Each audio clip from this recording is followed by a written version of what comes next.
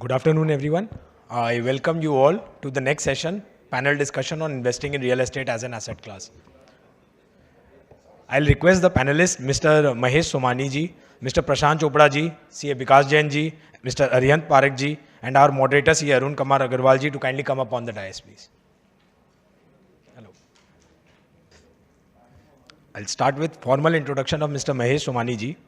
Mahesh Somani is a veteran leader in India's real estate landscape, serving as Managing Director of Liance Properties, a Kolkata-based firm offering consultancy across residential, commercial, hospitality, healthcare and education segments. He has been a national figure in real estate governance, having served as Chairman of the National RERA Committee and currently representing NAR India in the RERA Central Advisory Council under the Ministry of Housing and Urban Affairs. I'll now request CA Subhash Banka ji to kindly come forward and present a memento and a uttario to our speaker, Mr. Mahesh Somani ji.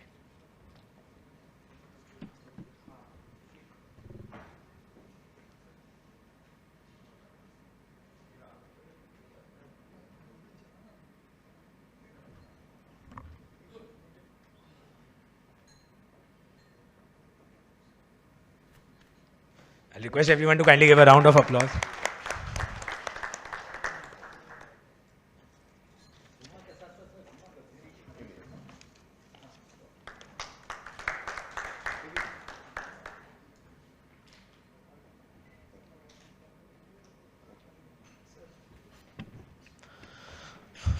I'll move on to the second panelist, Mr. Prashant Chopra.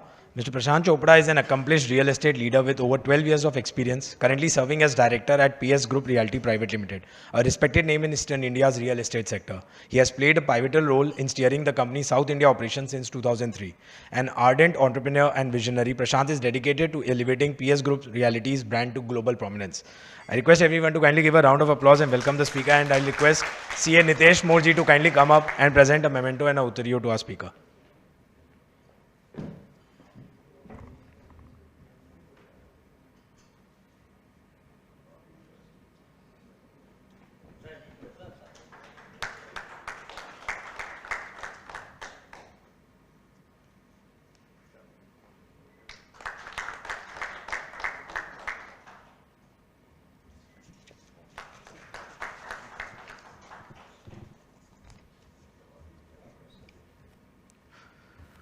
Moving on to the moderator of our session, C. Arun Kumar Agarwal ji. He's a distinguished consultant in indirect taxation with decades of experience advising leading national and multinational companies. He's a sought-after trainer. He has conducted several sessions for Central Excise and State Commercial Tax Departments and is a regular faculty for ICI's GST certificate course.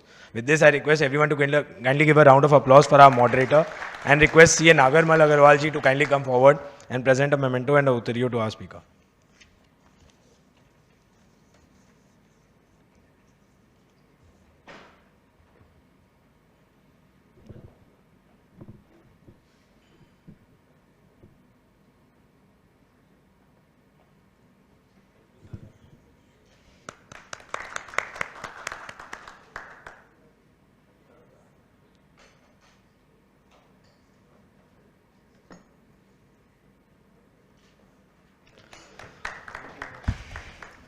Moving on to the third panelist, Mr. Aryant Parekh. He's a dynamic real estate leader with over a decade of experience at Kolkata-based Orbit Group, where he drives project planning, restructuring, marketing, and customer engagement.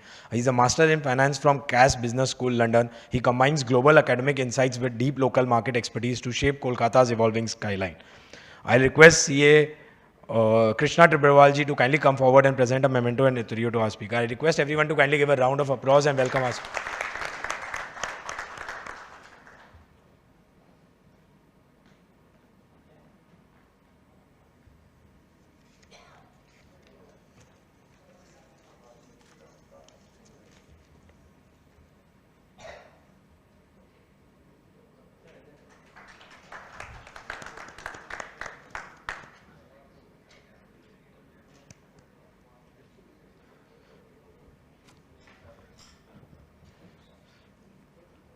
Our last panelist, CA Vikas Jain.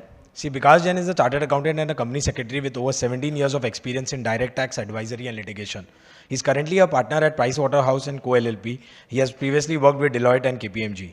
He has advised multinational corporations, Indian enterprises, and HNIs on complex matters, including international tax, corporate restructuring, digital taxation, and charitable trust taxation.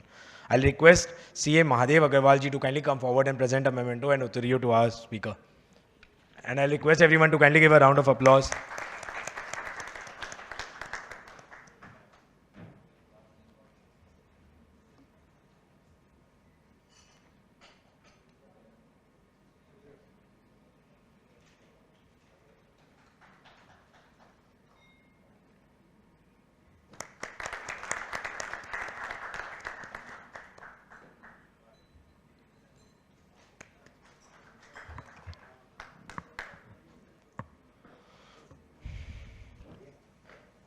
As it has already been highlighted in our previous sessions, that more than 80% of Indian household savings go into real estate.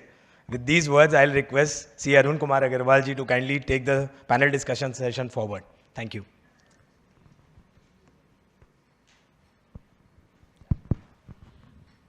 Thank you, Ayush, for setting the stage for the panel discussion on a very important topic, that is real estate as an asset class for investment. And we have a very august panel here from representing builders to channel partners to tax experts. And as you already mentioned, real estate probably is one of the most important, most significant asset class so far as investment is concerned. But friends, real estate, why it is so important, why everyone invests in real estate, why it is attracting every investor or so many investors. Roti, kapda और मकान, three basic necessities. ये हम लोग शुरू से ही सुनते आ रहे, बचपन से ही सुन रहे हैं. तो मकान is one asset which everyone aspires, and with the growing population in a country particularly like India, so real estate is something, the land area is something which is limited, and the population is continuously, consistently growing. So it is continuously going to be more and more scarce. So the value of real estate has to increase, and therefore we are now growing vertically instead of horizontally. Horizontal growth का तो limited scope है, और फिर regulations vertical growth को भी regulate करता है. So that way it becomes more and more important, but at the same time we need real estate. मकान तो चाहिए, because even at times of distress as well, sometimes real estate is one asset which helps you manage your things properly even in times of distress. So that is, there are certain very significant aspects to real estate, and therefore real estate is a very long-term investment and with long-term returns as well. But with growing changes in regulations and taxation framework, and there are changes, the dimension of real estate investment also changes. That is also for sure. We have now GST in place. We have now RERA in place. We have IBC in place. We have REITs, concepts of REITs emerging. So the landscape of real estate investment is consistently changing. And that is precisely what we are going to trying to cover in this session through expert comments and insights from panelists from all sectors, different sectors who are representing the real estate segment, real estate ecosystem. In GST, to talk about just one or two points, 5% tax today is being paid on real estate, particularly residential projects, without any ITC benefit, and that to 5% on the sale price.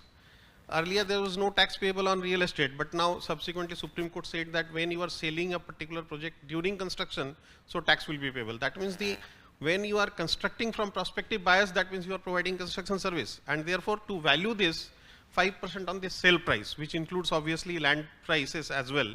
And land prices in some places it is maybe 60-70% of the total cost. Somewhere it may be hardly 20%. Somewhere it may be even as high as 90% as well. So that is something which is creating certain issues, very serious issues without ITC. And ultimately the entire burden goes to the buyers only, to the investors only, to the consumers only. Under construction, tax is payable when under construction property, but if it is a completed property, no tax is payable. Lease Still, it is not a clear issue whether leasing, particularly when we are talking about long-term lease, a lease for 100 years, lease perpetuity, real estate on lease, whether that should be taxable or not, what is the rationale behind this, whether at all it should be taxable or not. And ultimately, it all is going to have impact on real estate investments. We have IBC in place. In IBC, now home buyers are recognized as financial creditors. But at the same time, we should remember that IBC, when a particular real estate project or a real estate company goes into IBC, and that process is very long drawn. I am a part of a project where the IBC process is going on for last 7 years, and still it is not resolved. So that long drawn process of IBC, although very successfully helping various assets coming out of stress, but in real estate there are serious limitations on IBC. But at the same time, it is in many cases helping stalled projects being taken over by REITs. REIT, again, the new probably most emerging concept of REITs. REITs, real estate investment trusts. REITs are also now generating interest in investors, because in case of particularly say high value projects where my pocket size is very limited, but still I want to get the advantage or take the advantage or benefit of investment in a high value project. So through these REITs, I can make such investments. It is providing me liquidity. It is bringing transparency. RERA laws made applicable. With RERA, definitely significant transparency has been brought in the real estate sector. Investors today feel much secured. There are reasons to feel secured.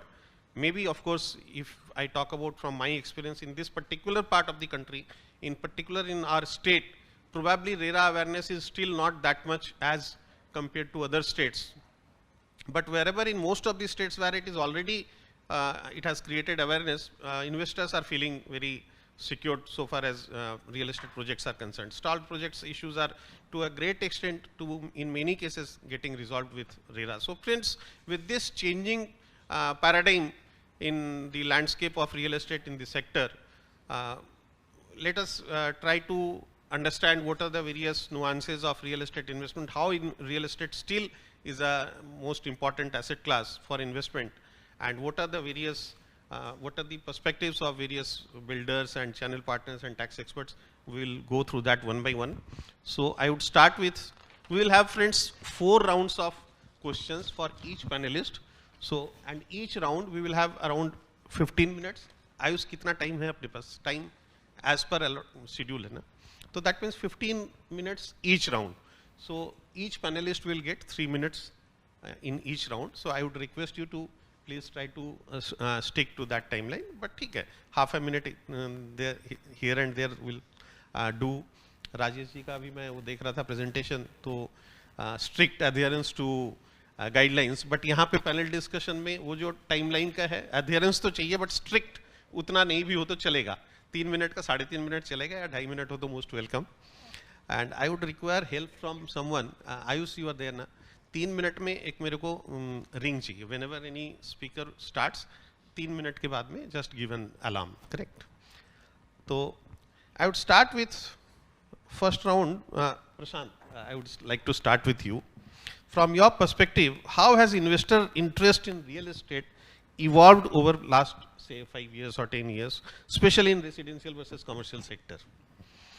Which type of real estate projects, residential, commercial, or mixed projects, have delivered the highest returns over the years? That is my precise question. So, let's break down real estate into residential, commercial, mixed use. Commercial also can be divided into IT, shopping malls, etc., etc. Most of the investment in the past 5 years have gone into large real estate large commercial real estate from institutions. We all know in Calcutta, a large deal happened. South City Mall was bought over by Blackstone. All over India today, large investments is going towards, from institution at least, to commercial developments. But if you see the individual, if individual really wants to buy today, a residential really becomes the most preferred option in my mind, at least, because of course home loan is available at a much lower cost. Risk as far as renting the property subsequently is not there, because these residential properties, of course, get rented. Commercial properties, at the end, once it is leased out, there are a lot of developers now sell these commercial properties at an IRR basis.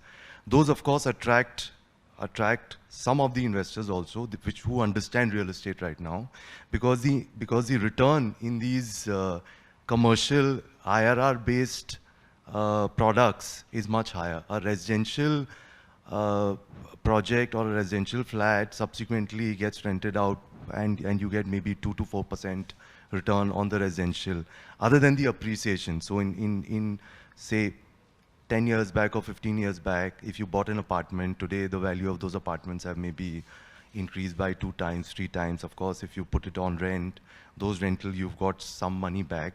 Of course, since bank loans are available now at very, very cheap rates, if you really take a property for 1 crore rupees and then you're paying 8%, and you know that inflation really eats up 5% of your money.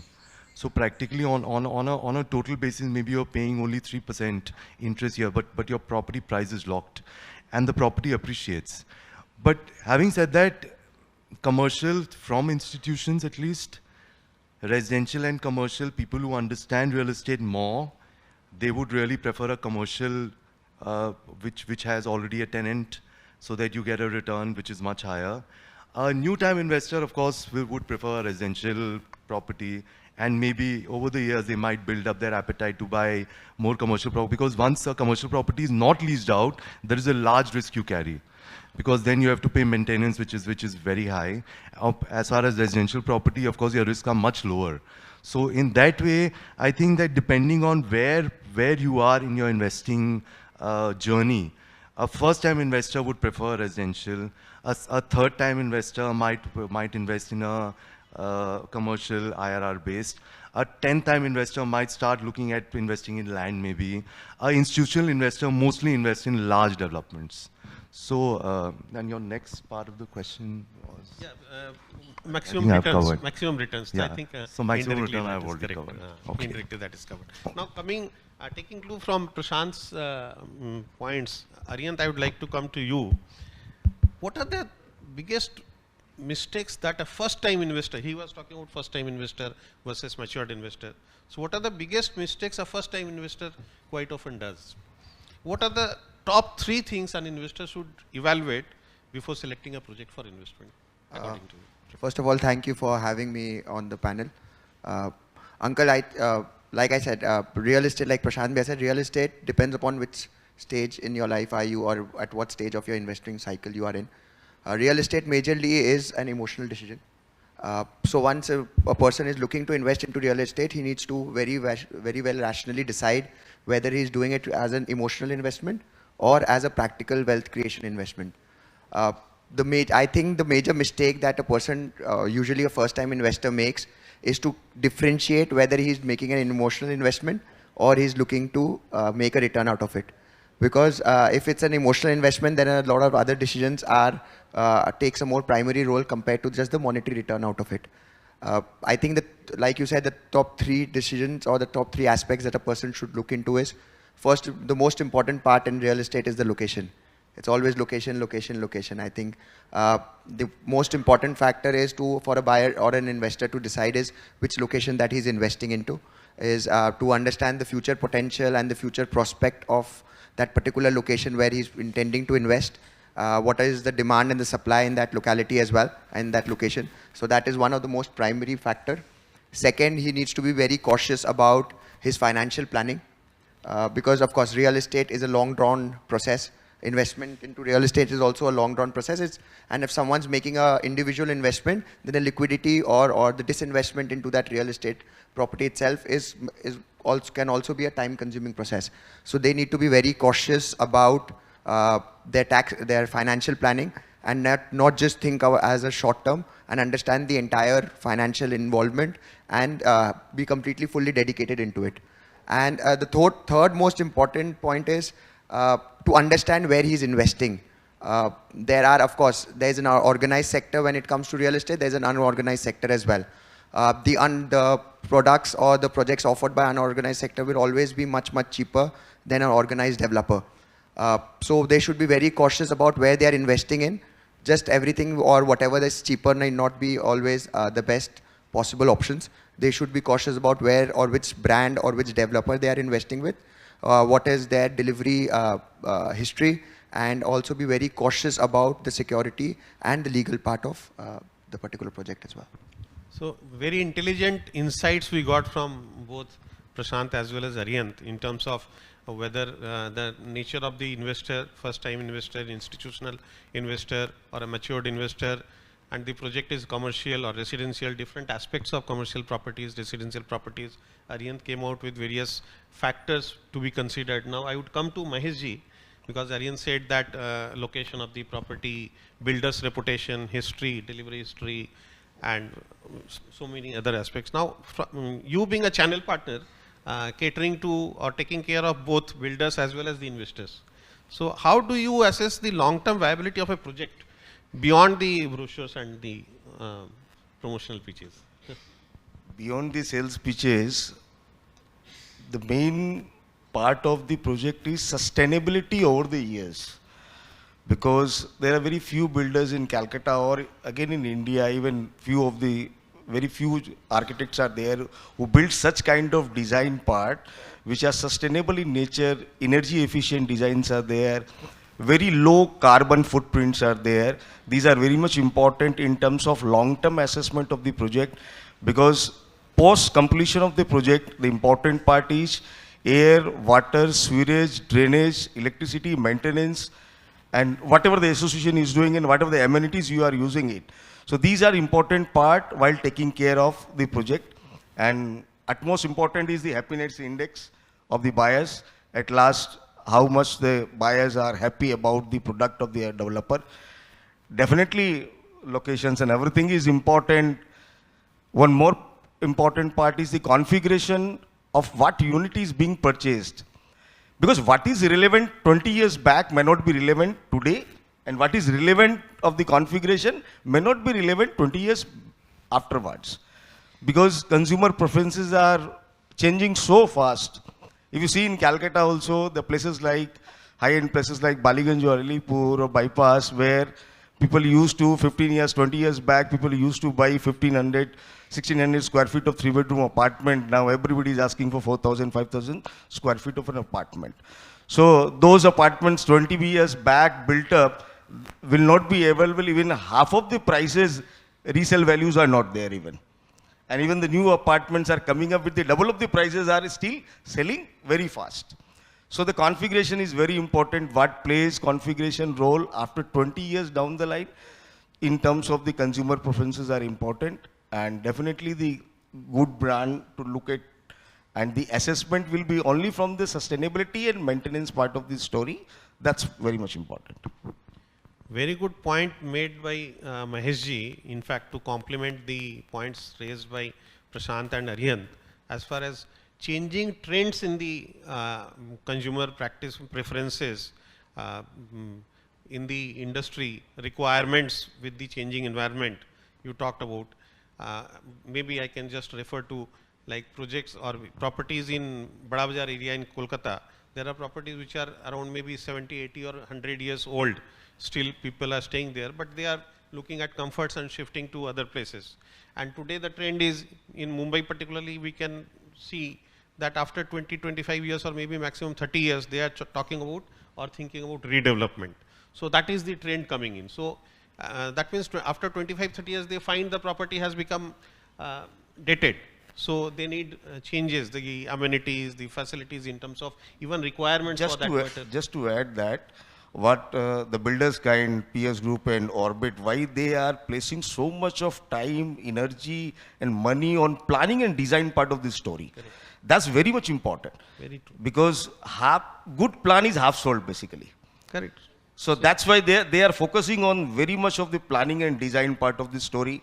So that's why they may be taking the references briefing from the 10 of the architects. They may be appointing one architect for the job, but they're taking references from the 10 of the architects to have a good plan and design in place so that the relevant inventory will be relevant after 10 years or 15 years post also. Because otherwise you lose the resale value of the investments. Very true, sir. Very brilliant insights. Now I would come to Vikas Jain for that matter, on taxation, a taxation expert. Vikas ji, what are the current tax benefits available to real estate investors? And such as like dividend under section 24, deductions under section 24, capital gains exemption, and how an investor can optimize their tax planning with investment in property? I mean, good question, Arunji. So, I mean, when we purchase real estate as investors and all, I think one aspect that one should look at is what is going to be the tax implications of the same, because it may go and affect your decision as well. I mean, just discussing on few of the sections and all, which maybe majority of us know, that there is a section under the Income Tax Act which is say section 24, and it provides you deduction, flat deduction of 30% on the rental incomes and all, and you need not submit any expenditure proof, invoices, bills and all. It is sort of a standard deduction. Now, having said so, there is another section which say gives you the deduction for the interest paid on the borrowed capital. Now, here one should be mindful of the fact that irrespective of the fact that you are purchasing one self-occupied property or the another self-occupied property, the aggregate limit of deduction that is available here is only 2 lakh of rupees. Now, there is a catch here. Now, suppose if someone purchases a commercial property, obviously this cap may not be applicable, and this cap is relevant only for the purpose of buying a self-occupied property.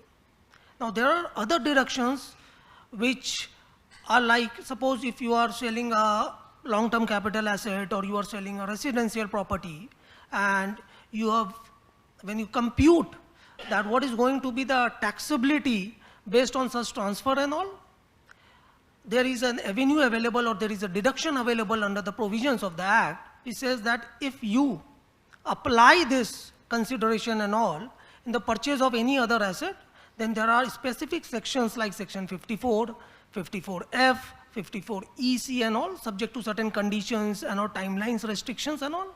You can avail the benefit of these sections, and it may be the case that you need not have to pay the capital gains taxation in case of a transfer of the old property that you have done.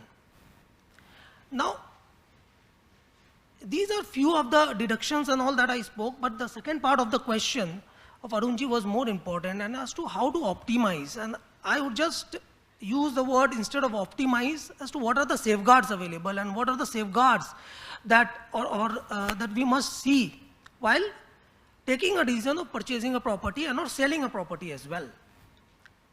I mean, we need to be mindful of the fact that there are provisions. First of all, you need to be aware of the provisions of the law. If you are not, then it is better to discuss with a consultant as well. Do not feel shy of, even at a preliminary stage, to have your query put across before a consultant or a tax expert. Now, why I say so, there are times wherein I get informal calls from my relatives, from my friends and all. And there are times wherein I see that maybe a transaction that has taken place, there are people who are still, as a seller, they are still accepting cash over and above 2 lakh of rupees and not aware of a specific provision under the law which says that there will be serious tax implications in the hands of the seller if they are actually accepting the consideration, what has been disclosed, over and above 2 lakhs in cash. So, I mean, there may be few people who may be surprised that there is a provision under the law now which strictly says that please do not accept.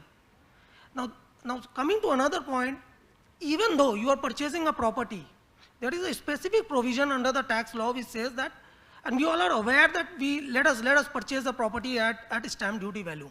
Let us not pay less than to what has been the stamp. Now there can be events wherein the property price is actually priced at a value which is less than the stamp duty value. Now if that be so, now it is very important that we maintain the documentation, maintain the reasoning as to why, and if possible a valuation report as well. Because there is a provision under the law which says that whatever be the differential, I mean, if the stamp duty value is 100 and you are paying say 70, 30 will be taxed in your hands as income from other sources. So, आपने payment किया 70 rupees, property ki value है 100 rupees, there is a provision, there is a deeming provision under the tax law which says this 30 rupees will be taxable in your hand. So there is a delta available of 10%, and hence I have given a broader example. And similarly in the hands of the seller as well, there are provisions which says even what the seller would show as a consideration would not be 70. Even though सिर्फ 70 रुपया मिल रहा है seller को, but there is a provision under the tax law which says that he needs to show 100 as a sale consideration. So I mean these are some of the provisions and all which relevant to the facts of the case would be very material in terms of tax, and maybe a reason breaker as well in terms of deciding on purchasing of a real estate property, and one should be mindful of the fact and before making the investments and all. And I think with proper planning and with proper knowledge of the tax laws and all these things can be properly managed and all properly handled. Thank you so much, Vikas. You have exceeded the time significantly. You have consumed almost 5 minutes. But at the same time, I am sure any tax expert to cover all these aspects in a tax seminar will not take less than 30 minutes, which you covered in 5 minutes. That is your credit, Vikas. Maybe I did not hear the bell then. So coming to the second round of our questions, I'll come back to Prashant. Prashant, how do you find GST in its present structure with ITC restrictions, particularly in real estate sector? How does it impact the GST viability of a project, pricing and costing aspects of project? And do you think the current GST structure, it encourages or discourages investment in real estate? I have to be really honest here. Absolutely. It is horrible. Principally, Not a tax authority, don't worry. Honestly, all the other industries get ITC. We are the only industry. We are spending money, paying GST. Subsequently, it's all builds up to the cost. Subsequently, we charge the buyer 5% more. From the last 5 years, I can principally say my cost has gone up by 20% at least, 15% at least, because the GST cost been added. And to manage the whole GST story, that इसका ले सकते हैं, इसका नहीं ले सकते, overhead cost में कुछ ले सकते हैं, इसमें नहीं ले सकते हैं, किसका लेना है, किसका नहीं लेना है, कि उसमें every month return file करना है, मतलब it is a nightmare, I think. And of course, we are doing commercial also, we are doing residential also. In commercial property also, now they have come up with a law saying that, boss, on the development, if you're doing a joint venture, then you have to pay on the development, you have to pay some GST.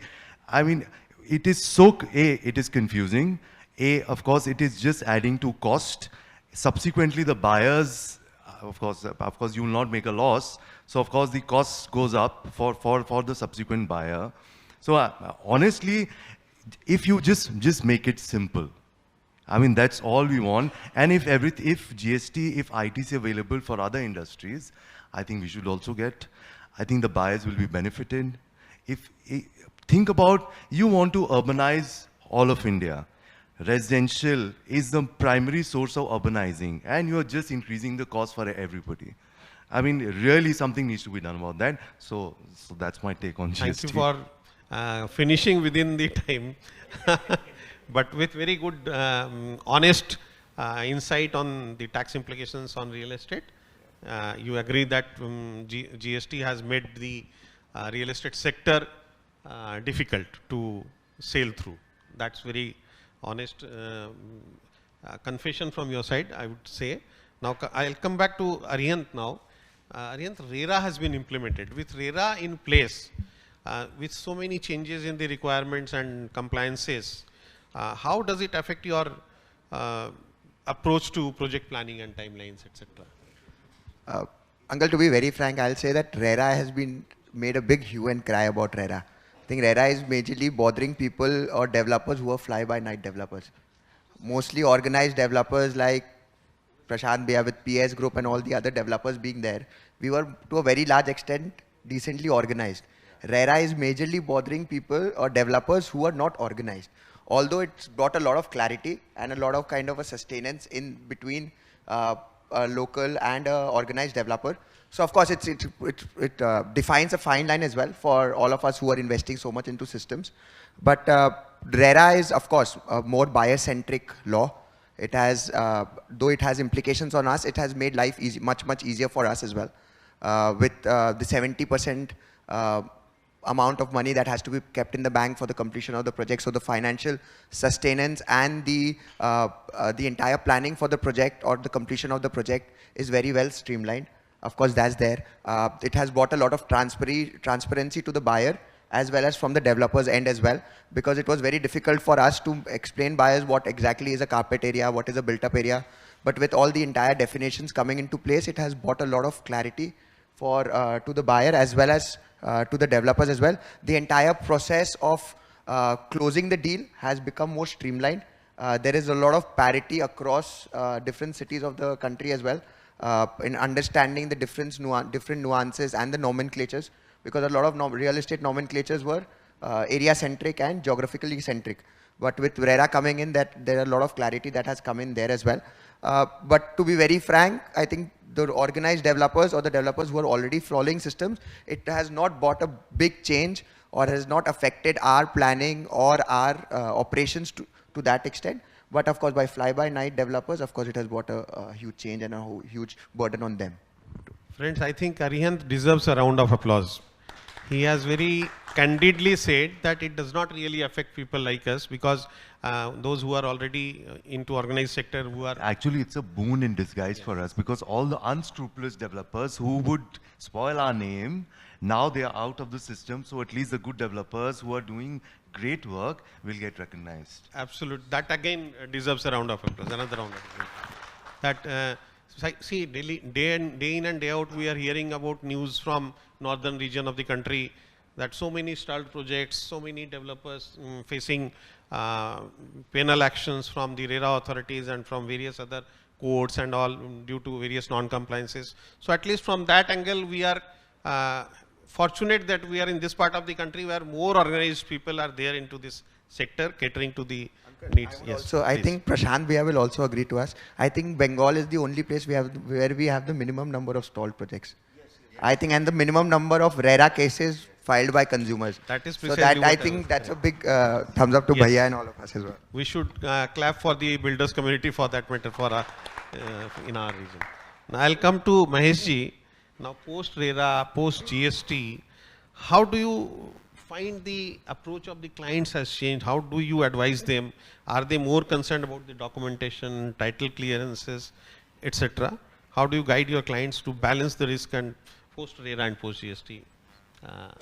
Definitely post RERA consumer confidence has built up due to regulatory issues. Since the market is much more regulated, builders are mostly builders are financially disciplined right now. All stakeholders are in fact disciplined right now. But the issue is, it depends on, see, post RERA, the effect is primarily on the primary sales only. Only projects which do not obtain the CC at the moment, the RERA is applicable only. There are many of the transactions happening in real estate like pure land transactions where RERA is not applicable. There are renting transactions where RERA is not applicable. There are short-term leases where RERA is not applicable. There are many of like BTS kind of build-to-suit kind of transactions where RERA is not applicable. So previously RERA were applicable in West Bengal also in the planning area only. Right now, 2 years back, the Gazette has come that RERA is applicable across West Bengal as per TCP, Town and Country Planning Act. So right now, the investors are definitely, they have a boost up of the confidence, but they definitely, it depends on the transaction to transaction. When it comes to an individual buying of an apartment of residential or commercial, they don't look for much more of the title issues or documentation issues because everything is available on RERA website. But when it comes to the B2B transactions, like landowner to developer transactions, then they have a cautious approach on both the transaction aspect, whether if it is a joint venture transactions, then there must be an application of the GST also. So how to deal about it, it's a revenue sharing or area sharing. Then if it is a sale transaction also, because there are various issues of title defects are there. And unlike Dubai or Singapore, India does not have a title insurance. No product is available for the title insurance. And no sovereignty of the title is not there in India. So title issues are there. So that's why the documentation in B2B transactions, people are very cautious about it. And B2C transactions, people are less worried about it because of the RERA, and everything is in public domain, so people can go, people can vouch about it. So definitely they are feeling safe, but let's see what future comes. And definitely, as Aryan says, the list of the complaint, we have less than 250 complaints in RERA, Aryan, in last 6-7 years in RERA. And definitely kudos go to our developers community, that most of the developers are regulatory compliant, except some of the night flyers, small time builders. Otherwise, our city is blessed with the developers. Yeah. So thank you so much, Maheshji, for your absolutely valuable feedback on the concerns of customers or home buyers, for that matter, from RERA perspective or from compliance perspective, documentation, titles, etc. It just echoes what Prashant and Aryant already said about RERA, so far as RERA is concerned particularly. I'll come back to Vikas again, the last question in the second round. What mistakes people usually do while planning or while claiming exemptions under 54, 54F, etc.? If you can maybe, for that matter, refer to any recent developments on this. So Arun ji, आपकी question mistakes बहुत है और 3 minute में शायद complete मैं नहीं कर पाऊँ. So I mean, ठीक है, 3 मिनट का वो सोचते हुए मैं 2 या 3 मिस्टेक्स मैं बताना चाहूँगा. And so I mean, what is happening recently, what has happened, एक सेक्शन मैंने बोला फर्स्ट आंसर देते हुए, दैट यदि आप टैक्स प्रॉपर्टी कोई बेचते हो, रेसिडेंशियल प्रॉपर्टी आप बेचते हो और आप किसी और प्रॉपर्टी में भी इन्वेस्ट करते हो, तो आपको कैपिटल गेन्स पे टैक्स देना नहीं पड़ेगा. तो उसके कुछ कंडीशंस है, कुछ कंडीशंस ऐसे हैं कि आपको हो सकता है जिस दिन आप ट्रांसफर कर रहे हो, so you should not be holding more than 2 residential property. So there are few conditions and all. So 2 property hold नहीं करना है. Now someone claimed section 54F exemption and all, even though as on the date of transfer he was holding say 2 properties or 3 properties. Now जब assessment order, जब assessment notice आ गई, tax officer का scrutiny notice आ गया, now the same person is saying कि एक property तो मैंने, और ये 20-21 की बात है, 2020-21, भाई एक, और वो assessing officer को ये लिख के देता है कि मैंने तो 2015 में एक प्रॉपर्टी ऑलरेडी अपनी बेटी के शादी में गिफ्ट कर दिया है. Now many of us will be surprise कि इमूवेबल प्रॉपर्टी गिफ्ट तो रजिस्टर्ड होनी चाहिए. How will this reasoning sail through?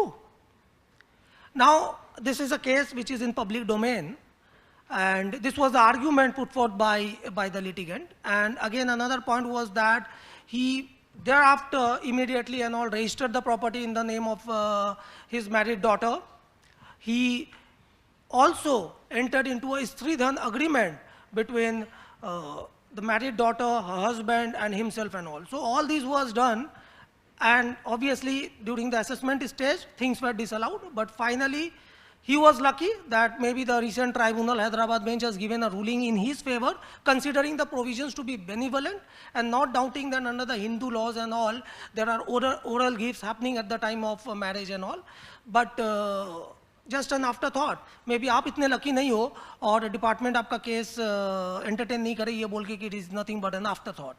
So this was one. Secondly, another point that you are purchasing, many of the residents and most probably HNIs and all purchase property from non-residents and all.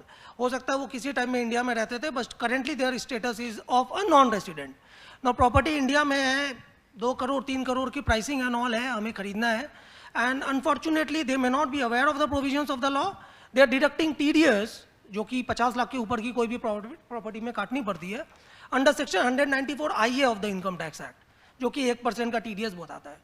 Now I mean they a surprise come to them wherein at the time of remittance they are told by the AD bankers and all that आपको TDS 194 IA में नहीं काटना था. Since the seller in this case is a non-resident, the provision of section 194 or 194 IA and all these domestic TDS provision does not apply. It is a provision under section 195 that applies, and there are many people who are doing the same mistake again and again.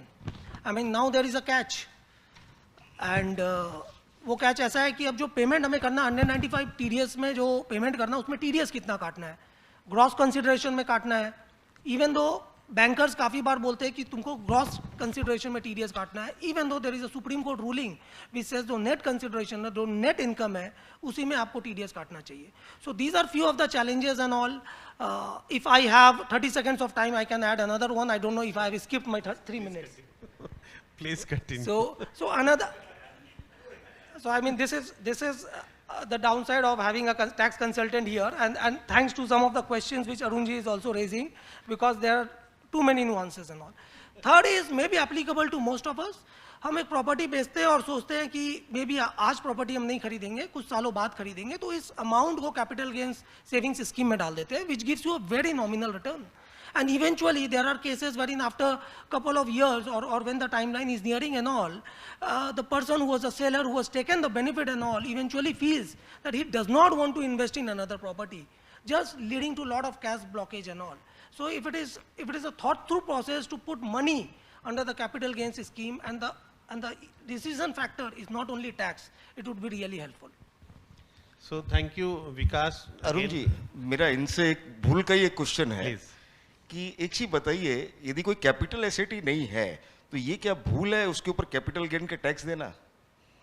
Suppose कीजिए कोई agriculture land है which is with in the purview of the capital asset under section 54, और वो जहां भी population less than 10,000 जो income tax act के हिसाब से है लेस देन 10,000 है, और वो एकदम पूरा माने एकदम विलेज रिमोट रूरल एरिया के अंदर में है, but still people are paying capital gain tax on that. ये भूल है कि सही है? From a capital asset perspective and all, ideally we know that generally, and ये 3 मिनट में काउंट नहीं होना चाहिए.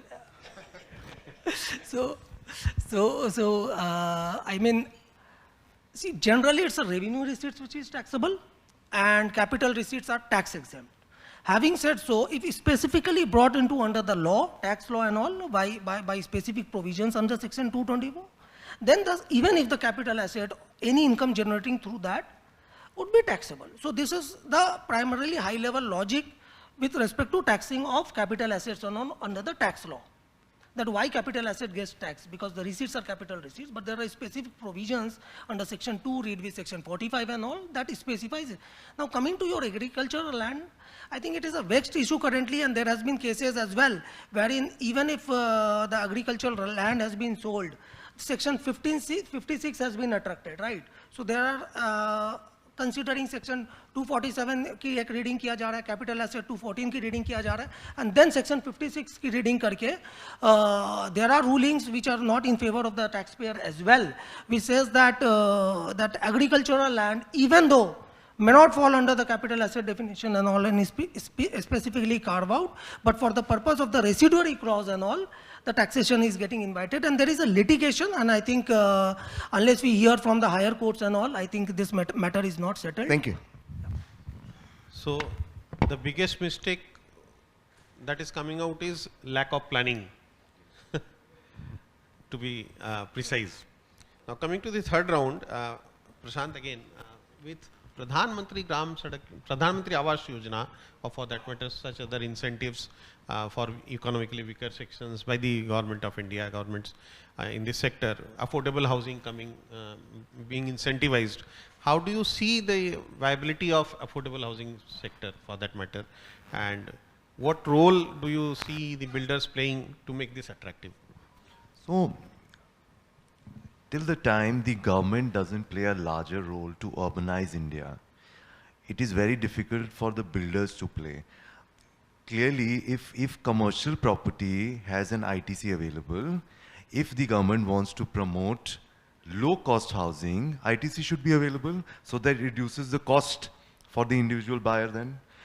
Till the time there, and of course, there is one provision which is part of this, at least as far as us, till the time we don't work on our own cost to reduce, as far as design, if the design is more efficient, construction is more efficient, maybe in tier 2, tier 3 cities where land is much more cheaper, there we can go and build maybe.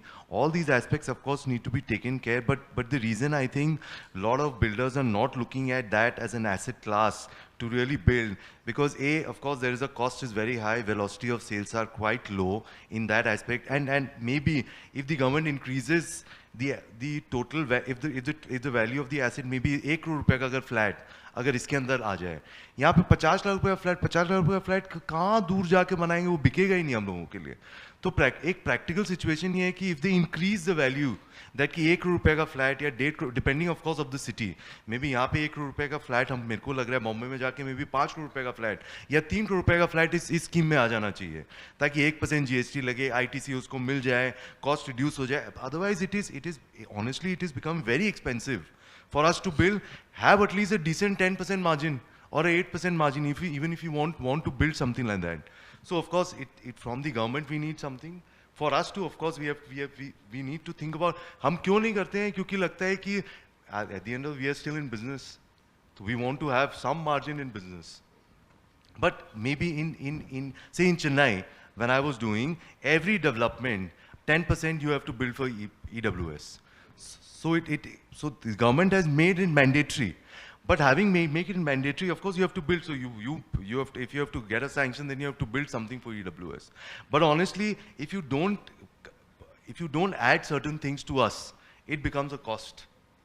So that's. In fact, yes, Prashant, there are very well thought observations made by Prashant regarding this affordable housing sector, because even if it is 1%, but that is directly add to the cost, because without ITC, if you are giving 1%, if it is with ITC, then of course the construction cost almost takes care of the sale price, so the entire tax liability is offset by ITC. But if it is 1% over and above that, so it is straightway add to the cost. So that is and that goes that is passed on to the buyers at large. So very true, that has not really made the sector attractive. Now coming to Aryant, with the emerging investor expectations like green buildings, rental yield optimization, which Prashant was talking about, co-working formats or co-living formats, with all these, how are you preparing for these emerging expectations as a builder? Like Mahesh ji had initially in the first round itself has said that there is a vast change in the trends when it comes to real estate, and the real estate trends are changing very fast. Previously, the real estate purchase or the decision of the real estate was primary with the senior generation. The average age used to be beyond 45, 50 for making a real estate investment, because that was a major decision.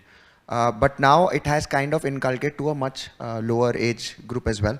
With my personal experience is that now the primary differentiating factor for any project shortlistment is between the age group of 18, 19 to up to 27, 28. The Gen Z crowd, they now decide, or they are the primary factor to go and shortlist a particular project if their parents are looking to invest into into a residential property. And when it goes to commercial, it has gone up to about 32 to 35 is the age bracket to decide which commercial space for personal consumption is to be applied. So a lot of not just green buildings, but a lot of other change in the configurations, as well as a lot of amenities now is now being planned, if we can say personally from what we are working in our portfolio, is previously amenities like swimming pool, gym, and all of these sporting amenities were only planned for residential projects. But now we are now planning it for commercial projects as well, to make it a more holistical campus where people can come in, they can work, they can also work out. There are options of cafes, restaurants, co-working spaces, co-living spaces. You've seen a lot of influx of mixed-use development happening in and around Calcutta as well, also other parts of the country as well. But in Calcutta, we are also now developing a big mixed-use development in Newtown, which is about 1.2 million square feet, where there's commercial, there is retail, there is residential as well, because now everyone is looking for a more sustainable and a cohesive campus or a development where they don't rarely have to move out of the project unless until it's for necessity. So that is a change that we are all making into our portfolios, looking and catering into every aspect and every investor bank as well. With this, Maheshji, I would quickly come back to you on what are the key factors driving the investor choices so far as real estate, or that means commercial or residential real estate projects. To some extent, you have already covered in your earlier session, but specifically, what are the key driving factors that guide the investors' choices? So there are two major chunk of the story. Like, one is investors part, one is the end user consumer part. Investor has got something different in mind. They have different goals, different objectives. They are here to earn money for a long-term tenure, having real estate as an asset class with the earning of the opportunity. So if you are thinking from the investor perspective and if it is a B2B transaction, then they are going for rental yields properties. They want good developer, good infrastructure, a developer who has got a credible track record of good design, good delivery, and good quality. And if you're going to the B2C, then it's completely an end-use segment where people don't think about the appreciation part. They have a living part, as Aryan said, like they need a holistic environment where they can stay with a quality of life. Because right now, as Aryan says, it's a Gen Z crowds. The decision are taken by 18 to 13 years of age, unlike previously 20 years back, where decisions were taken 50 or 60s of the people. So right now they have got a different preferences. They don't mind in travel 5 to 7, 10 kilometers, 20 kilometers away from Calcutta, but they need a quality of life. That's why in Calcutta, if you have seen, there is a decentralization of the luxury spots. Previously, it were only Baliganj and Alipur concentrated places. Right now, the bypass is also a luxury place. Right now, Newtown is also a luxury place. There are multiple places where the different good developers are catching up with the good projects, good quality of life. So it depends on the perspective for what objective, end use objective or investor centric objective. Definitely the brand is there, developer centric is there. And if it was for the investor, then they are thinking about in recent times of the exit route. Because in real estate, if you have got money, pocket में पैसा है, आप जो इच्छा खरीद लीजिए. But when it will being sold, there is a crush of this story. Because resale is a very vital part. If you are purchasing at the current given market prices, and thanks to the Calcutta developers who are capping the lock-in period of 1 to 2 years at least, so that the speculative activity should not happen in Calcutta, unlike in Delhi NCR, where the trader-centric market is there. Calcutta is not being a trader-centric market. It's always been an end-use segment market where the 90% is the end-use segment, like 10% is the hardly the investor-centric market, but it has never been a trader-centric market. Because in North India, there is, see, real estate geographies are different. Real estate behaves in different geographies and differently. In North India, real estate behaves trader-centric. They don't have a lock-in period. आपको 1 करोड़ रुपया लगाना, 10-10 लाख रुपया करके 10 flat में लगाइए, आज से ही खरीदा और आज से ही बेचना चालू कर दीजिए. कोई lock-in period नहीं है. That's why the bubble has created from 6,000, 7,000 rupees to in Dwarka Expressway 40,000 रुपया square feet भी हो गया. Let's see what happens. But Calcutta is safe in terms of that because of the lock-in period is there. So it's all about the builders and development is there, and they need an exit route. In Calcutta, the exit route is available in most of the cases. So Calcutta is safe in terms of that. Again, thank you, Maheshji, for completing just in time with very valuable inputs. These are the points which is very difficult to explain in 1 or 2 minutes or 3 minutes actually. But very crispy and very relevant points you are making, you all are making actually. I'll come back to Vikas ji. Vikas, how HNI is investing in real estate? What key strategies or structures like say HUFs or LLPs do you suggest for optimal gains? I mean, it is not a one-size-fits-all sort of a answer to your question, Arunji. Having said so, I mean, each of these structures, I mean, generally, families when want to pull their assets and want to optimize tax slabs and all, go for the HUF. It may not be that flexible in terms of financing. Having said so, just giving an example, suppose if an individual is in the earning bracket of say 40-50 lakhs of rupees and he is to inherit a property. Now it is, I mean, if he inherit, which gives the rental income as well, say 15 to 20 lakhs per year. And if that be so, he may consider taking that property in an HUF because it's a separate identity from a tax perspective, so that his income does not get clubbed to that, and he need not have to pay excess tax under the increased tax slabs, as well as then surcharge coming into the picture as well. So on a factual matrix, he may consider taking this inherited property in an HUF and getting the rental income, and can do a decent saving, I mean, adopting this HUF structure. LLPs offer benefits for in case of joint investments or real estate development and all. Having said so, approximately the LLPs would be taxed at the rate of 35 to 36%.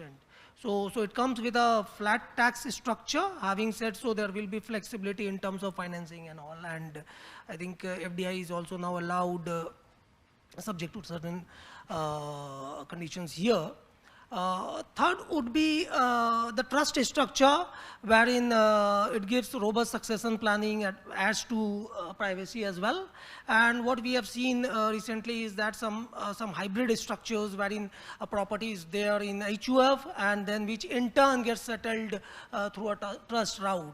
I think these are the 3-4 options and all, and as I said in the initial part of my response, that I mean, there needs to be deep diving into each of the aspects and all, as to what which any of these structures, given the fact pattern and all, suits you.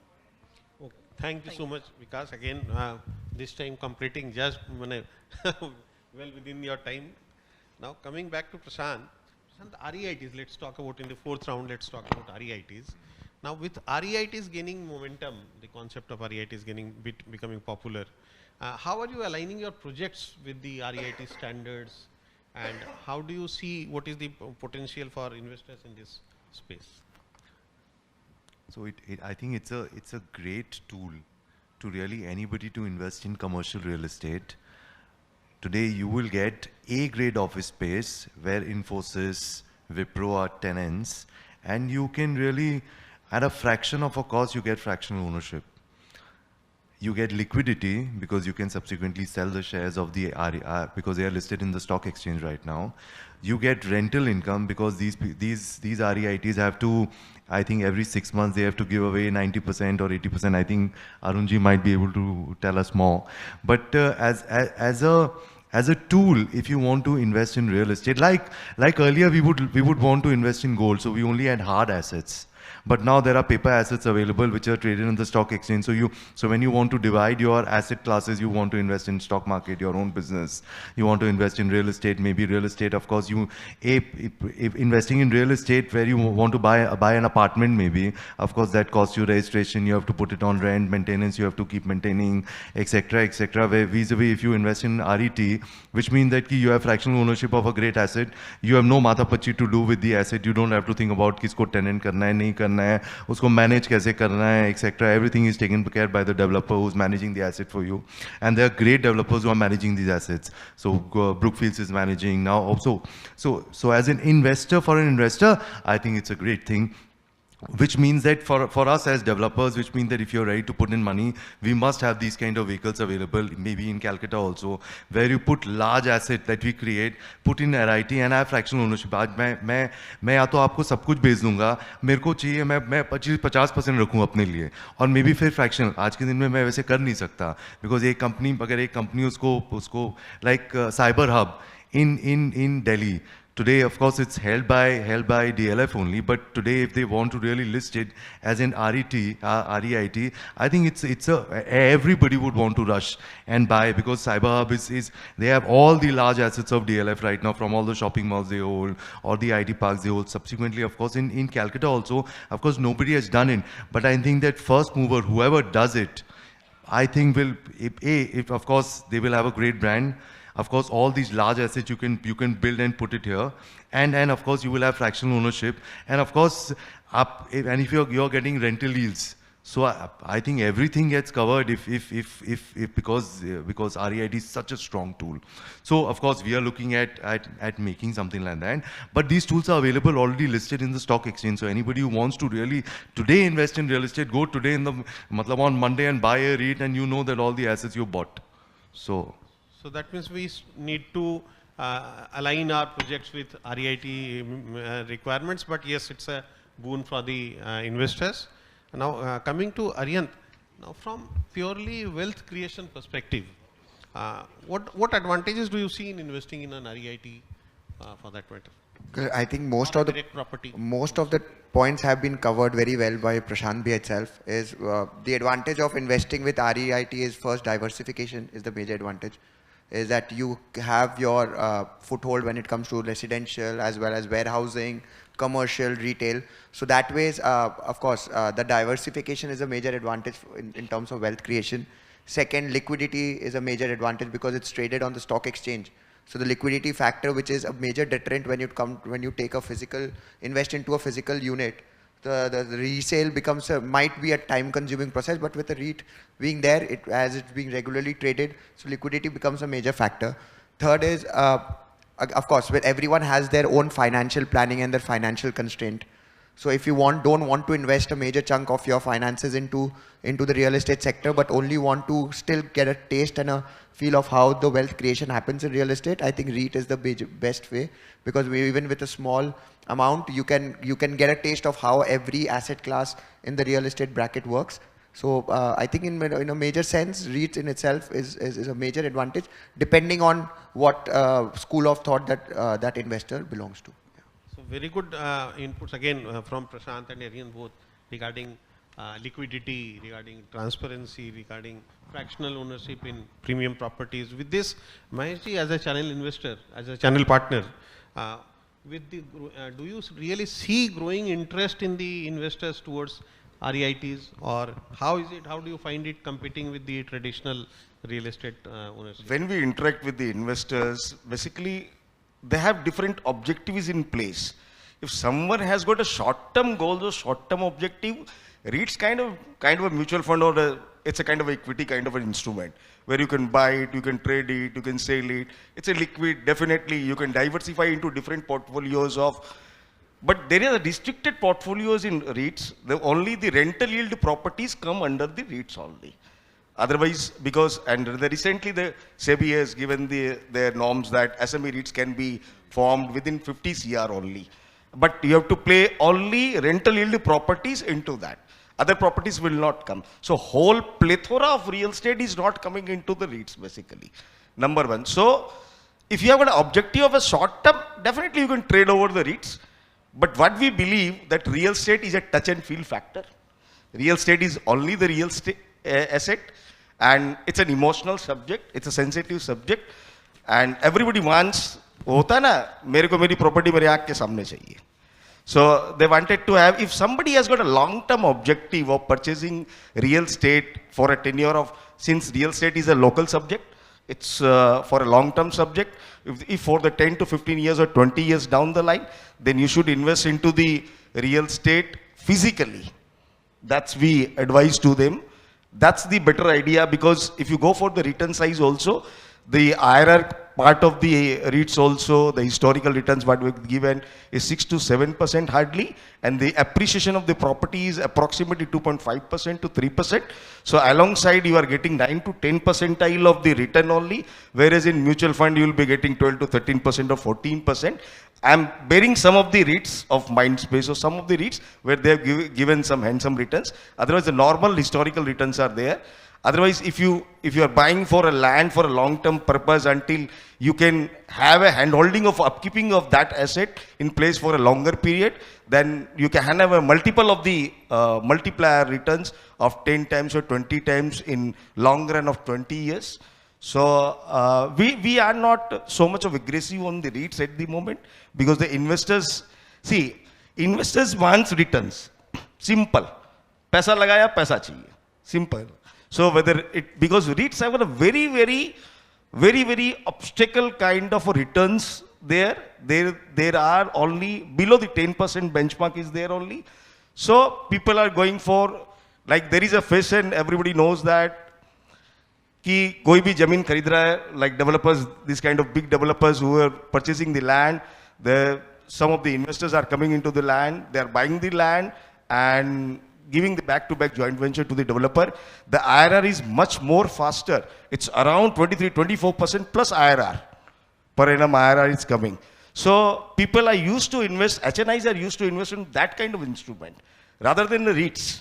Because each and every investor wants their money has to be doubled by 4 to 5 years.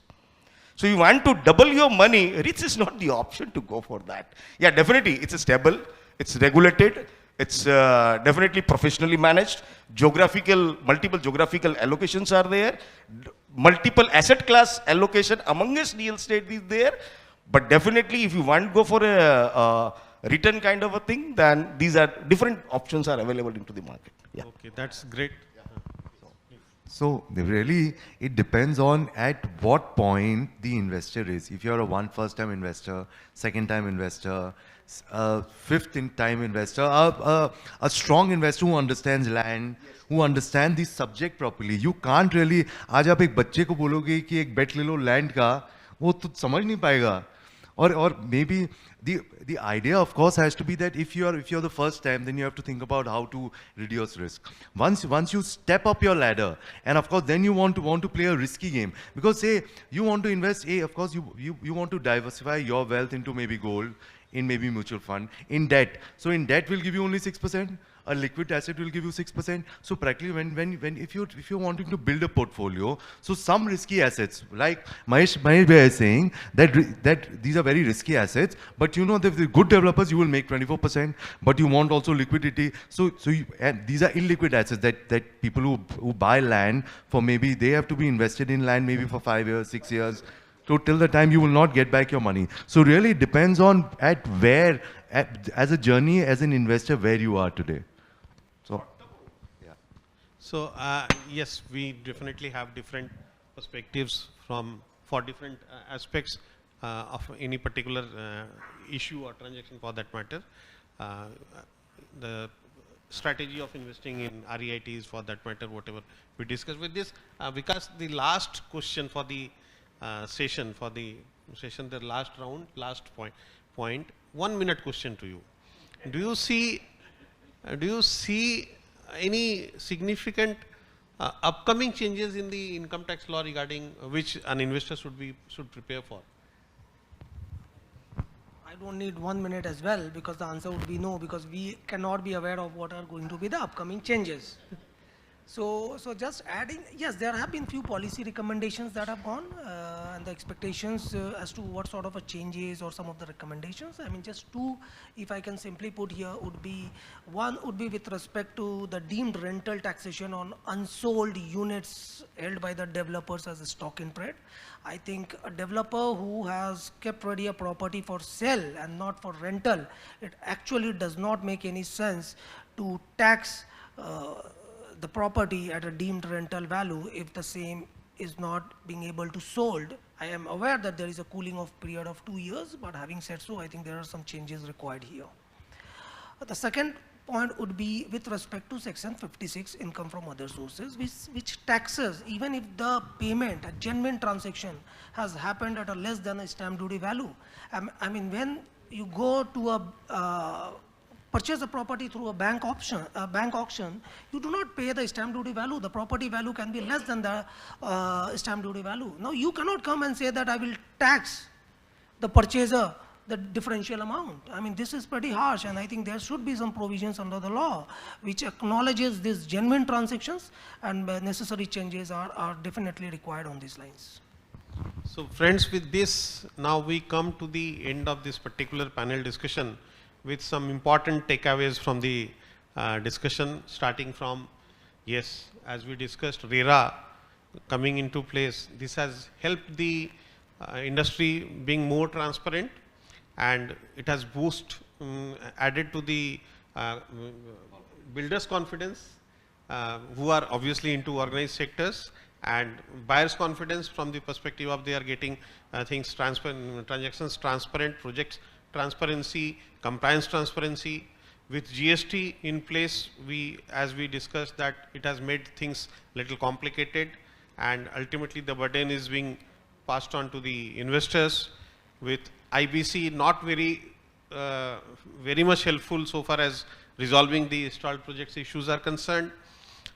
Investors choices segment wise, whether it is residential or commercial, Both can be attractive from an investor, from the perspective of whether the investor is a first time investor or a matured investor, or whether it is an institutional investor. Depending upon that, the strategy might vary.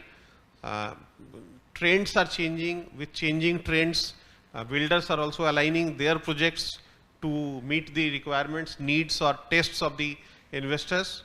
So with so many such factors being discussed, we come to the conclusion that yes, real estate as always will continue to be the most significant asset class so far as investments are concerned, and it will continue to evolve as well with the changing framework of taxation laws, regulatory frameworks. It will continue to change the dynamics of the ecosystem of real estate. With this, friends, thank you very much. Thanks all the panelists. They all deserve a huge round of applause.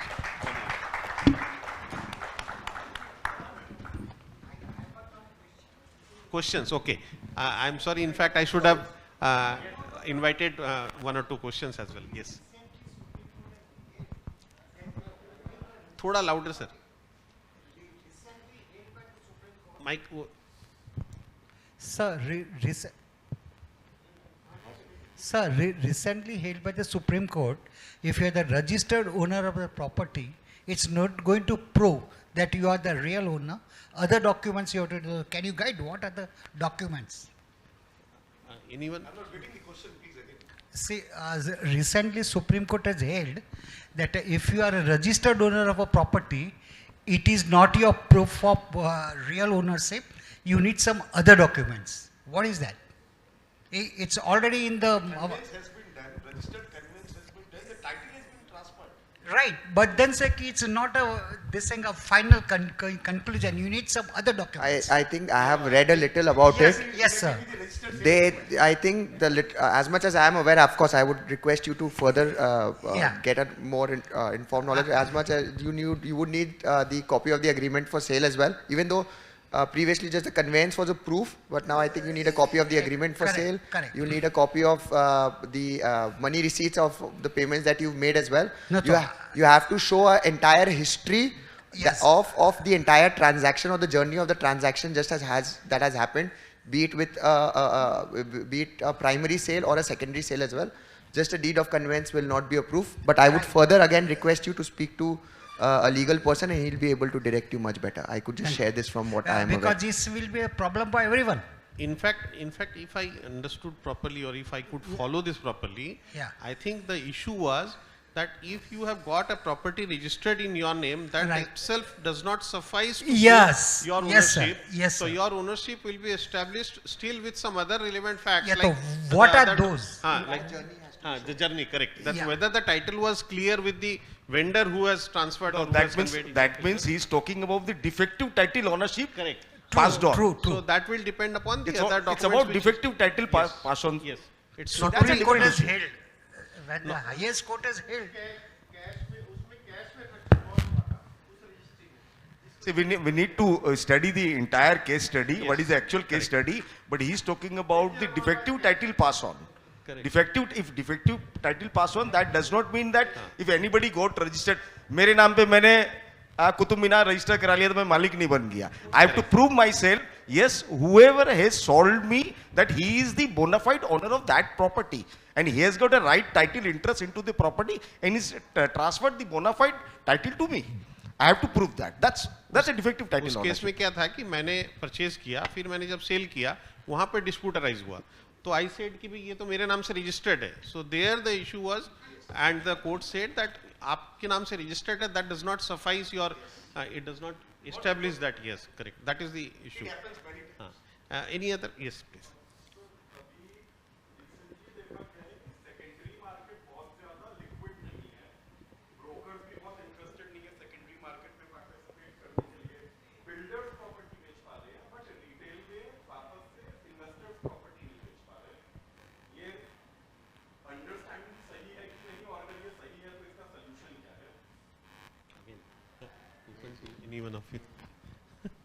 आपकी understanding सही है sir. ऐसा हो रहा है market में. उसके कई सारे कारण है सर. पहला बात यह है, मिस्टर एक्स ने 1 साल पहले एक प्रॉपर्टी खरीदी, से फॉर एग्जांपल 5,000 रुपए स्क्वायर फीट में. वहां पे आज रेट बिल्डर से फॉर एग्जांपल उस प्रॉपर्टी में 2 साल का लॉक-इन था, जो इन जनरल 1.5 से 2 साल का लॉक-इन कैलकाटा में रहता है यहाँ पे, कि आप बेच नहीं सकते हो, आपको बेचना है, उसके बाद भी बेचना है तो आपको नॉमिनेशन करवा के, नॉमिनेशन ट्रांसफर फीस करवा के उसके बाद बेचना पड़ेगा। If it is an under construction property and CC has not been obtained और आपके नाम पे कन्विंस नहीं हुआ है, तो मैं डिस्क्लेमर ले रहा हूं पहले ये। तो यदि आपको इसके बीच में बेचना है तो आप एक काम कर सकते हैं, आप जब 2 साल बाद प्राइस में आ रहे हैं तो उस प्रोजेक्ट की प्राइस हो गई सपोज करो 8,000 रुपये स्क्वायर फीट। अब आप इन्वेस्टर, आप तो चाहोगे मेरा स्टॉक 8,000 रुपये में बिके। डेवलपर ने 2 साल की लॉक-इन में, डेवलपर लॉक-इन इसीलिए रखता है कि बेस्ट ऑफ द स्टॉक 2 साल में निकल जाएगा। अब उनके बढ़िया स्टॉक तो 2 साल के अंदर में निकल गए, अब उनकी प्राइस आ गई 8,000 रुपये स्क्वायर फीट। आपकी इच्छा है मेरे को 8,000 रुपये स्क्वायर फीट में बेचने का है, बट आपका वो करंट मार्केट प्राइस में नहीं बिकेगा, आपको लोअर मार्केट प्राइस में बैंडविड्थ में जाके ही बेचना पड़ेगा। इसीलिए इन्वेस्टर्स का अब क्या होता है, आपने 3 साल के अंदर में हमेशा क्या होता है, आप एक इन्वेस्टर को यह देखना चाहिए कि how much amount get invested, because क्या होता है 2 से 3 साल में ऑलमोस्ट सुपरस्ट्रक्चर रेडी हो जाता है। Once the superstructure gets ready, project हो सकता है 4 साल का ड्यूरेशन का होगा, बट सुपरस्ट्रक्चर रेडी हो गया तो 80% का डिमांड तो आ गया आपके पास में। 1 करोड़ का यूनिट है, 80 लाख आपने पेमेंट कर दिया, आप तो 80 लाख पे ब्याज गिनना शुरू कर दिया अपना, बट आपका अभी पूरा पोजीशन नहीं आया, पोजीशन आने में 2 साल और लगेगा, तो how can you match with that return? वो रिटर्न मैचिंग नहीं होता है। इसी कारण से और रीसेल में लोगों का इंटरेस्ट नहीं रहता, कोई भी रियल एस्टेट एजेंट्स का, और इसलिए because Calcutta has been right now for last 2-3 years a launching market. ये लॉन्चिंग का मार्केट है, यहाँ पे रीसेल में बहुत ज्यादा फोकस लोगों का नहीं है, और रीसेल एक्टिविटी भी कोई बहुत ज्यादा हो रही है तो वो पुराने लोकेशंस में, कैलकाटा के जो सोकल्ड लोकेशंस है लाइक बालीगंज, अलीपुर, प्रॉपर कैलकाटा जो एरिया है, बस यहीं पे रीसेल की एक्टिविटी होती है। उसमें कोई बहुत ज़्यादा स्टैब्लिश प्लेयर्स नहीं है, बिकॉज स्टैब्लिश प्लेयर्स को अपने खर्चे चलाने होते हैं। आज मेरे ऑफिस में 250 लोगों की टीम है, तो मेरे को खर्चे चलाने, रीसेल से खर्चे नहीं चलेंगे। वो बिल्डर का, इनका कोई नया प्रोजेक्ट आएगा, उसमें 500 फ्लैट होंगे, 2 महीने में 50 फ्लैट बेचेंगे तो खर्चे चलेंगे, अदरवाइज खर्चे नहीं चलते। तो इंफ्रास्ट्रक्चर, एक्सपेंसेस, वीजा वीज, अर्निंग्स मैच नहीं है, इसी बिल के लोगों का फोकस नहीं है। I think That's last my question talk. from, yes. Thank you. My question is with respect to the new property registration laws that have been revealed by the government. So the central government had released draft laws by which the properties, they have to be registered and maintained in a digitized format. Do any of you see the value of stamp duty or some other infrastructure cost coming down in the coming days because of this?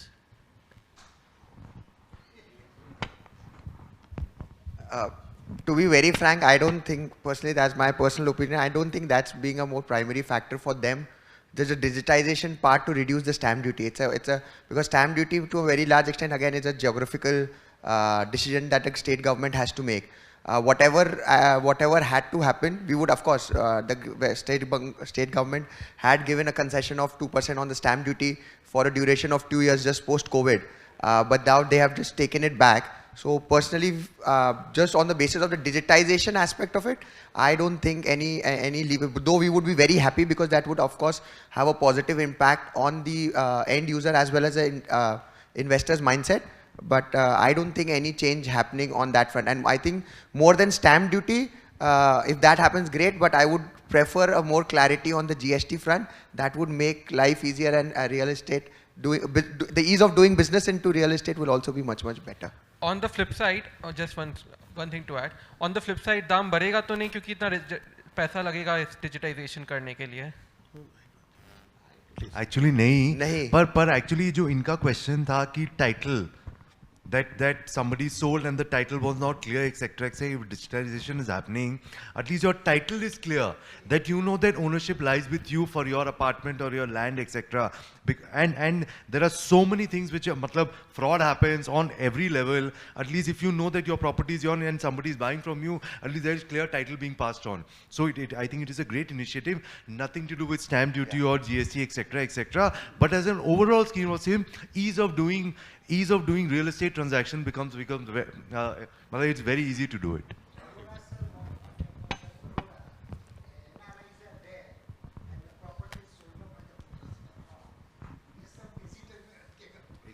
I think Anup, I would request you to take forward and conclude the session.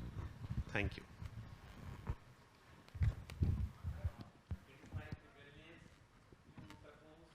of thanks on behalf of ACA. So, sir, time-bound, excellent questions and time-bound, excellent answers. This was the theme of our today panel discussion. Absolutely, this session has given a great insight to all of us. हमारे moderator ने जब panel of expert को time दी है तो मेरी time मेरे हिसाब से 10-15 सेकंड से बेसी नहीं हो सकती. I am not eligible to speak more than 10 to 15 second. But one thing I will tell you sir, this has been excellent sessions. We have GST angles, RERA, critical analysis of REIT as well. So it has been a great session. Thank you for all our panel of experts and our moderator. Give big round of applause once again for our all. Thank you very much, sir. Thank you.